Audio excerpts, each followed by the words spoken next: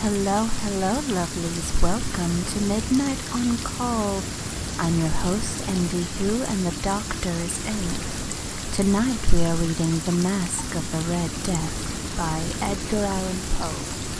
So sit back, relax, and enjoy the sound of the thunder as you listen to a terrifying tale. The Red Death had long devastated the country. No pestilence had ever been so fatal or so hideous. Blood was its avatar and its seal. The madness and the horror of blood. There were sharp pains and then profusely with dissolution. The scarlet stains upon the body and especially upon the face of the victim were the pest ban which shut him out from the aid, from the sympathy of his fellow men, and the whole seizure, progress, and termination of the disease incidence of half an hour. But Prince Prospero was happy and dauntless and sagacious. When his dominions were half depopulated, he summoned to his presence 1,000 hale and light-hearted friends among the knights and dames of his court, and with these retired to a deep seclusion of one of his crenellated abbeys. This was an extensive and magnificent structure, the creation of the prince's own eccentric, yet august taste. A strong and lofty, the wall had gates of iron. The courtiers, having entered, brought furnaces and massy hammers, and wielded the bolts. They resolved to leave means neither of ingress nor egress to the sudden impulses of desire or of frenzy from within. The abbey was amply provisioned. With such precautions the courtiers might bid defiance to contagion. The external world could take care of itself. In the meantime, it was folly to grieve or to think. The prince had provided all the appliances of pleasure. There were buffoons, there were improvisatori, there were ballet dancers, there were musicians, there was beauty, there was wine. All these and security were without the Red Death. It was towards the close of the 5th or 6th month of his seclusion that the Prince Prospero entertained his 1,000 friends at a massive ball of the most unusual magnificence. It was a beloved masquerade. But first let me tell you of the rooms in which it was held. There were 7, an imperial suite. In many palaces, however, such suites form a long and straight vista, where the folding doors slide back nearly to the walls on either hand, so that the view of the whole extent is scarcely impeded. Here the case was very different, as might have been expected from the Duke's love of the bizarre. The apartments were so irregularly disposed that the vision embraced but little more than one at a time. There was a sharp turn at the right and left. In the middle of each wall, a tall and narrow Gothic window looked out upon a closed corridor which pursued the windings of the suite. These windows were of stained glass whose color varied in accordance with the prevailing hue of the decorations of the chamber into which it opened. That at the east extremity, for example, in blue, and vividly blue words. The second chamber was purple in its ornaments and tapestries, and the panes were purple. The third was green throughout, and so were the casements. The fourth was furnished and lighted with orange. The fifth with white. The 6th with violet. The 7th apartment was closely shrouded with tapestries that hung all over the ceiling and down the walls. falling in heavy folds upon a carpet of the same material and hue. But in this chamber only, the color of the windows failed to correspond with the decorations. The panes were scarlet, a deep blood color. Now in no one of any of the 7 apartments was there any lamp or candelabrum amid the profusion of golden ornaments that lay scattered to and fro, depended from the roof. There was no light of any kind emanating or candle within the suite of the chambers, but in the corridors that follow the suite, there stood, opposite each window, a heavy tripod bearing a brazier of fire that projected its rays through the tinted glass and so glaringly lit the room, and produced a multitude of gaudy and fantastic appearances. But in the western or back chamber, the effect of the firelight that streamed upon the dark hanging through the blood-tinted panes was ghastly in extreme, and produced so wildly a look upon the countenances of those who entered, that there were few of the company bold enough to set foot within its precincts at all.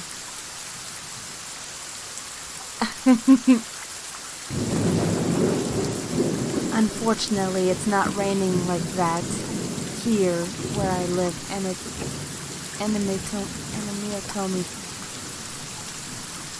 I wish it was, honestly. Anyway, where was I? Ah, yes. It was within this apartment, also, that there stood against the western wall a giant clock. Its pendulum swung to and fro with a dull, heavy, monotonous clang. And when the minute hand made the circuit of the face, and the hour was to be stricken, there came from the brazen lungs of the clock a sound which was clear and loud, and deep, and exceedingly musical, but of so peculiar a note and emphasis that at each lapse the musicians of the orchestra were constrained to pause momentarily in their performance, to hearken to the sound, and thus the waltzers perforce ceased their evolutions. There was a brief disconcert of the whole gay company, and while the chimes of the clock yet rang, it was observed that the giddiest grew pale, and the more aged and sedate brows as if in confused reverie or meditation. But when the echoes had fully ceased, a light laughter at once pervaded the assembly. The musicians looked at each other and smiled, as if their own nervousness and folly, and made whispering vows, each to the other, that the next chiming of the clock should produce them in no. And then, after the lapse of 60 minutes, which embraced 3,600 seconds of time that flies, there came another chiming of the clock, and then were the same disconcert and tremulousness and meditation as before.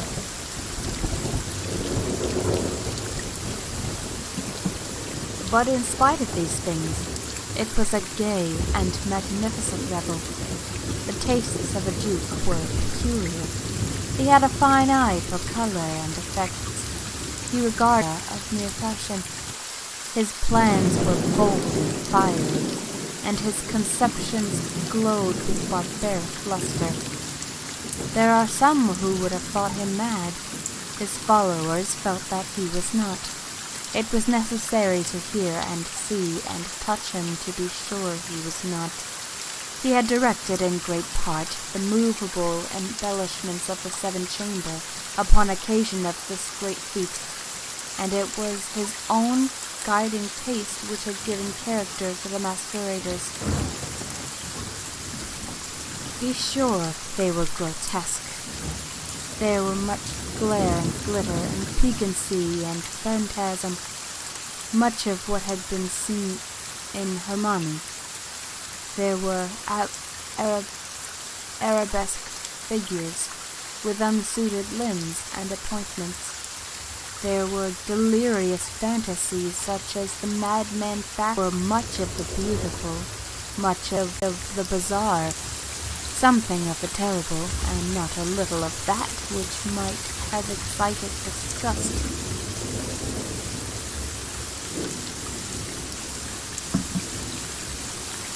To and fro in the seven chambers stalked, in fact, a multitude of dreams, writhed in and about, taking hue from the rooms, and causing the wild music of the orchestra to seem as the echo of their steps.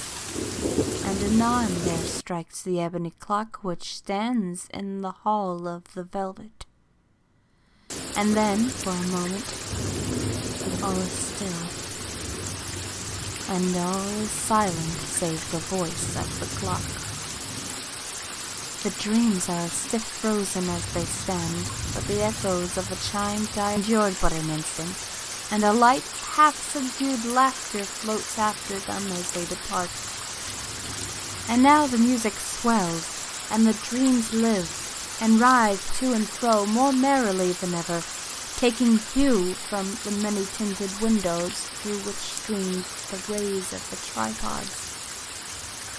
But to the chamber which lies most westwardly of the seven, there are now none of the masters who venture, for the night is waning away, and there flows a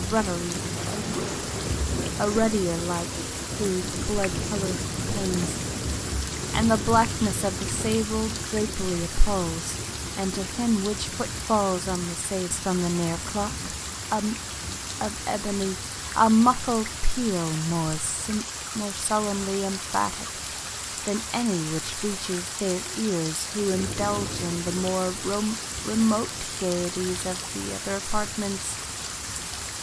But these other apartments were densely crowded, and in them beat feverishly the heart of life, and the revel went whirringly on until at length there commenced the sounding of midnight upon music ceased, as I have told, and the evolutions of the waltzers were quieted, and there was an uneasy cessation of all things as before. But now there were 12 strokes to be sounded by the bell of the clock, and thus it happened, perhaps that more of thought crept, which with more of time into the meditations of the thoughtful among those who revelled, and thus, too, it happened, that before the last echoes of these sunk into silence, there were many individuals in the crowd who had found leisure to become aware of the which had arrested the attention of no single individual before, and the rumor of this new presence having spread itself whisperingly around, there arose at length from the whole company a buzz or murmur of horror and of disgust. Welcome, Gamma. Welcome, welcome.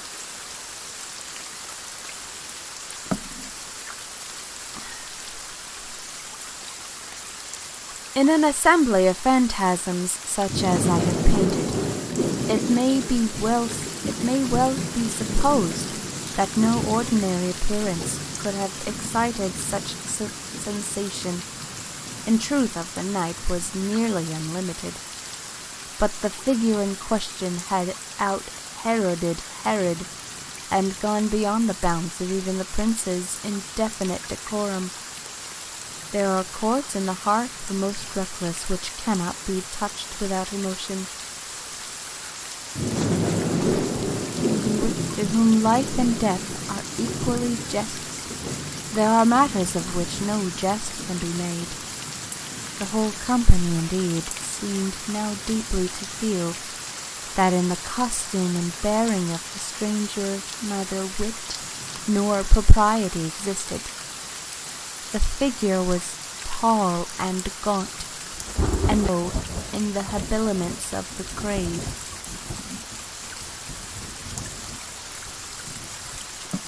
The mask which concealed the visage was made so nearly to resemble the countenance of a stiffened corpse that the closest scrutiny might have difficulty in detecting and yet all so nearly to resemble the Count.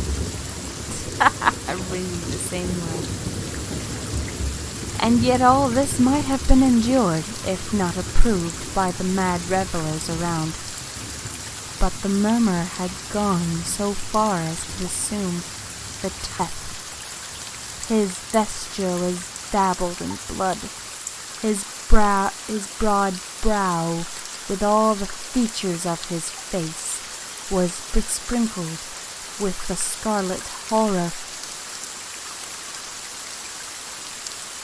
When the eyes of Prince Prospero fell on the spectral image, which with a slow and solemn movement, as if more fully to sustain its role, stalked to and fro among, he was seen to be convulsed, and the first shudder either of terror or distaste, but in the next his brow reddened with rage.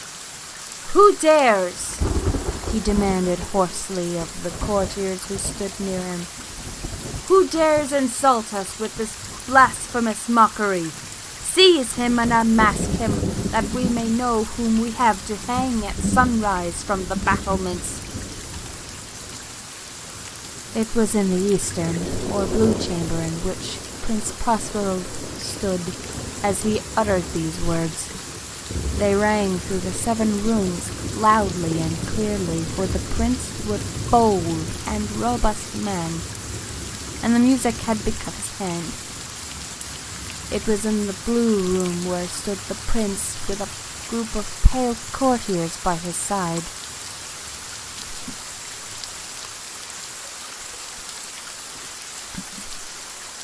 At first, as he spoke, there was a slight rushing movement of this group in the direction of the intruder. The movement was also near at hand, and now, with deliberate and stately step, made closer approach to the speaker.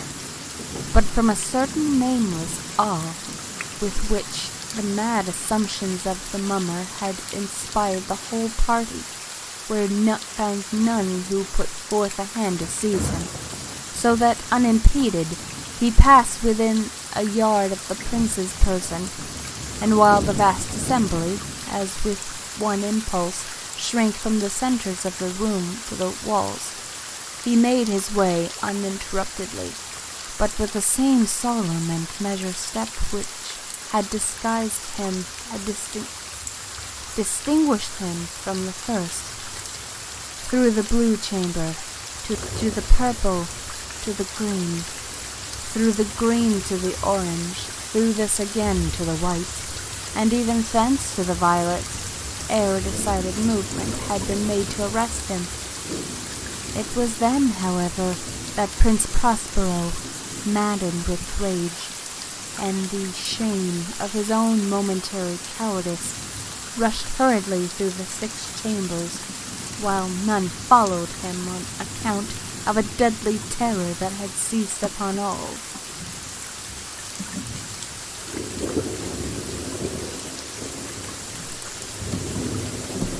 He bore aloft a drawn dagger, and had approached in rapid impetuosity to within 3 or 4 feet of the retreating figure, when the latter, having attained the extremity of the velvet apartment and confronted his pursuer, there was a sharp cry, and the dagger dropped gleaming upon the sable carpet, upon which most instantly fell prostrate in death the Prince Prospero. Then summoning the wild courage of despair, others at once threw themselves into the black apartment, and seizing the mummer, whose tall figure stood erect and motionless within the shadow of the ebony clock, gasping in unutterable horror at finding the grave cerements and corpse-like mask which they handed so violent rudeness, untangible form, and now was acknowledged the presence of the Red Death. He had come like a thief in the night, and one by one the revelers in the blood-bedewed halls of their revel, and died each in the despairing posture of his fall. And the life of the ebony clock went out with that of the left, and the flames of the tripods expired, and darkness, and decay, and the Red Death held illimitable dominion over all.